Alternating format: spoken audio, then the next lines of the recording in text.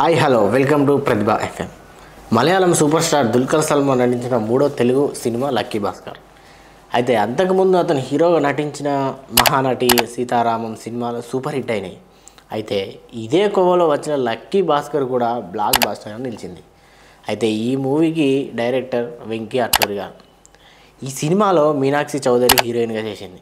దీపావళికి రిలీజ్ అయిన ఈ మూవీ సూపర్ హిట్గా నిలిచింది.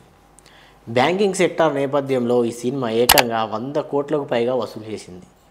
భాస్కర్ అనే బ్యాంకింగ్ ఉద్యోగి తన రంగంలోని లొసుగులను ఉపయోగించి కోట్లకు ఎలా అధిపతి అయ్యాడనేదే చాలా ఆసక్తికరంగా ఈ మూవీలో చూపించాడు డైరెక్టర్ వెంకీ.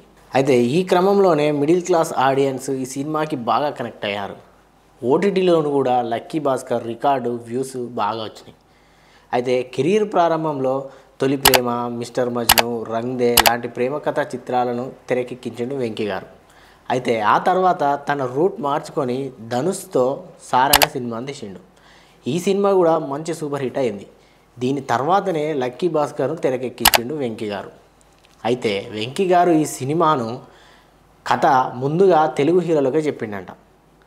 అందులో న్యాచురల్ స్టార్ నాని కూడా ఉన్నాడు. అయితే నాని ఎందుకో కానీ ఈ సినిమా పైన పెద్దగా అంత ఇంట్రెస్ట్ చూపించలేదట.